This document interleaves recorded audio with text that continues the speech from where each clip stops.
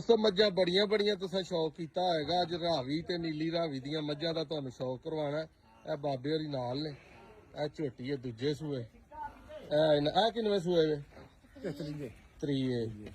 ਤੇ ਇਹ ਚਾਚਾ ਜੀ ਵੇਚਦੇ ਕੋਈ ਨਹੀਂ? ਕਿਹੜੀਆਂ ਛੇ ਇਹ ਦੋਵੇਂ ਕਿਹੜੀਆਂ ਲੋਗ ਇਹ ਜਿਹੜੀਆਂ ਖਲੋਤੀਆਂ ਨੇ ਆ ਪਹਿਲੇ ਆਲਾ ਆਸ਼ਮਾ ਦੇਵਾਣਾ ਜੰਦਾ ਉਹ ਰੱਬ ਨੇ ਬਹੁਤ ਮਾਰੇ ਫੋਰ ਸੱਚਾ ਲੱਖਾਂ ਇਹ ਕਟੀਆਂ ਇਹਨਾਂ ਦੀਆਂ ਹੀ ਨੇ। ਨਹੀਂ ਅੱਲਾ ਕਿਉਂ ਮੌਤ ਮਾਰੇ ਅੱਲਾ ਇਹਨਾਂ ਨੂੰ। ਤੁਹਾਨੂੰ ਮਰਨਾ ਬਾਈ ਕਾਫਰ ਖਬਰ ਦੇ ਖਲੇ ਕਰਨਾ ਇਹਨੇ ਜਾਣਾ ਕਵਰਾਂ ਤੇ ਸਾਰਿਆਂ ਜਾਣਾ ਪਰ ਆਪਣੇ ਟਾਈਮ ਤੇ ਜਾਣ। ਜ਼ਿੰਦਗੀ ਦਾ ਖਬਰ ਨਹੀਂ ਜਿਹੜੀ ਲੱਗੀ ਆ ਵੀ ਮੱਝ ਕੋਈ ਨਹੀਂ ਵੇਚਣੀ। ਛੋਟੀ ਵੀ ਖਾਵਾਂ ਇਹਦੇ ਕਿੱਥੇ ਵੇ? ਔਰ ਡੰਡਾ ਲਾ ਤੈਨੂੰ ਵੀ ਖਾਵਾਂ ਬਾਹਰ ਕੱਢ ਕੇ। ਚੱਲ ਹਾਂਜੀ ਆ ਗਈ ਹੈ ਜੀ ਝੋਟੀ। ਵਾਹ ਕੀ ਬਾਤ ਹੈ। ਇੰਜ ਦੀਆਂ ਝੋਟੀਆਂ ਬੰਦੇ ਮੰਗਦੇ ਨੇ ਕਿ ਸਾਨੂੰ 1.5-2 ਲੱਖ ਚ ਨਾ ਲੱਭ ਜੇ। ਲੱਖ ਚ ਹੀ ਲੱਭ ਜੇ ਬਲਕਿ 70,000 ਚ ਹੀ ਲੱਭ ਜੇ। ਆ ਵੇਖ ਮਗਰ ਕਲਾ ਕਿੱਥੇ ਦੇ ਬਾਹਰ ਬਿਲਕੁਲ ਉਹਨਾਂ ਨੂੰ ਕੱਢ ਹਜ਼ਾਰਾ ਬਾਹਰ ਪਰ ਐਦੀ ਹੈ। ਹਾਂ ਇਹਦੀ ਕੱਟੀ ਹੈ। ਕਿੰਨੀ ਦੇਰ ਦੀ ਹੋ ਗਈ ਉਹ? ਇਹ 1.5 ਸਾਲ ਦੀ।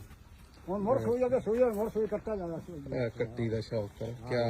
ਕੀ ਬਾਤ ਲਾਲਾ ਦਿਲ ਖੁਸ਼ ਕੀਤਾ ਹੈ। ਅੱਜ ਤੇ ਰਾਜ਼ੀ ਕਰ ਦਿੱਤਾ ਹੈ। ਮਜ਼ਾ ਆ ਗਿਆ। ਮਜ਼ਾ ਮੈਂ ਬਾਜ ਮੈਂ ਰੱਖ ਕੇ ਜਾਣੀ ਹੁਣ ਨਾ ਜਾ ਕਿੱਦਾਂ ਹੀ ਮੱਝ ਅੱਛਾ ਮੈਂ ਵਜਨਾ ਮੈਂ ਨੇ ਖੜੀ ਹੈ ਫੋਨ ਕਰਾ ਕੋ ਲੰਬਰ ਹਾਂ ਆਈ ਖੜੀ ਹੈ ਉਹ ਤਾਂ ਕੋਈ ਨਹੀਂ, ਉਹ ਤਾਂ ਬਾਹ ਕੀ ਪਾੜ ਲਿਆ ਇਹਨੇ। ਆਈ ਜਾਂਦੀ ਹੈ ਇਹ ਮੱਝ। ਆਇਆ ਹੋ ਪਰ ਕੀ ਬਾਤ। ਬੈੱਡ ਇਹ ਛੋਟੀ ਇਹਦੀ ਮਾਂ ਹੀ ਖੜੀ ਜੀ। ਬਾਦਰ ਕੰਮ ਇਹ ਲਈ ਲਗਾ ਤੂੰ ਪੁਰਾਣੀਆਂ ਨਾ ਉਹਦੇ ਵੇਲੇ ਦੀਆਂ ਉਸਤਾਦ ਜੀ ਆ ਵਾਲਾ ਸੱਡਾ ਆ ਸੱਡਾ ਵੇਖੋ ਨਾ ਮੇਰਾ ਆਵੇਂ ਹੱਲਾ ਬਾਬੇ ਦਾ ਆ ਗਿਆ ਮਾਲ ਚ ਸੰਡਾ। ਏ ਖਸ਼ੂ ਗਿਆ ਵੇਖ ਲਿਆ ਬਾਬਾ ਵੇਖ ਲਿਆ।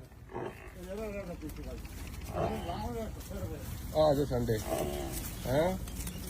ਕੀ ਬਾਤ। ਇਹ ਕਿਹੜੀ ਦਾ?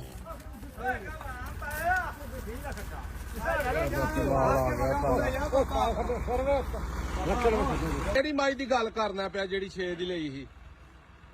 ਉਹ ਮੱਝ ਵਾਗੀ ਆਈ ਆਪਣਾ ਫੀਕੇ ਗੁੱਜਰ ਕੇ ਕੋਲ ਫੈਸਲਾਬਾਦ 200 ਕਿਦੋਂ ਲਈ ਸੀ? ਕਿਹੜੀ ਸੰਨ ਚ?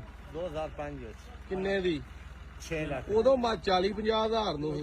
ਉਦੋਂ ਜਿਹੜੀ ਚੰਗੀ ਮੱਝ 2-2.5 ਲੱਖ ਦੀ ਹੈ ਉਦੋਂ ਸਗਈ ਆਈ ਹੈ ਆਪਣਾ 6 ਲੱਖ। ਬਾਬਾ ਉਦੋਂ ਫਿਰ ਪੈਸੇ ਕਮਾਏ ਹਨ ਤੂੰ। ਓਕੇ ਕਮਾ ਬੁੱਢੀ ਨਾ ਖਮੋ ਕੇ ਬੁੱਢੀ ਦੇ ਵਿੱਚ ਚਾਹ ਲੈ ਲਿਆ ਉਹ ਬੁੱਢੀ ਹਾਂ ਮੈਂ ਨਾ ਦੇਣੀ ਉਹ ਵੀ ਕੋਈ ਨਹੀਂ ਵੇਚਣੀ।